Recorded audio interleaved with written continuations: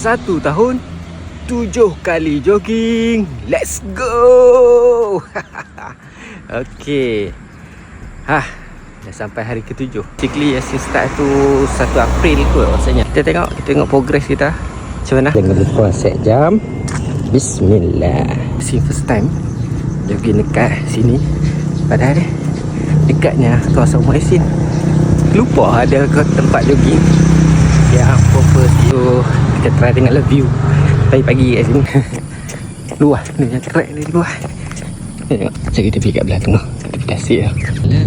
Sini ada macam ni. Orang tak aman.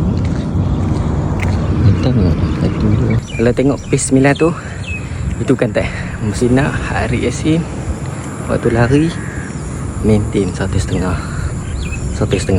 itu je.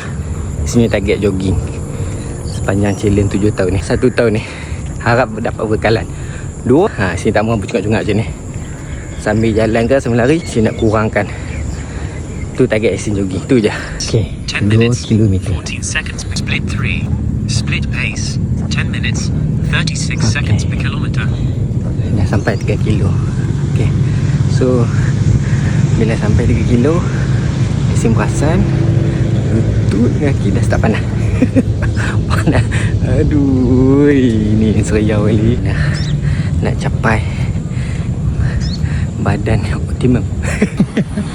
Tapi lalang tu pun berdaftar je. Sebab ada pagar dia sendiri.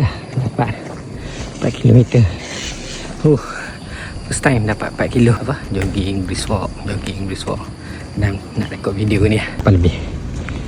Kena brisk walk yang laju baru maintain. Dah 1 tahun 7 kali jogging.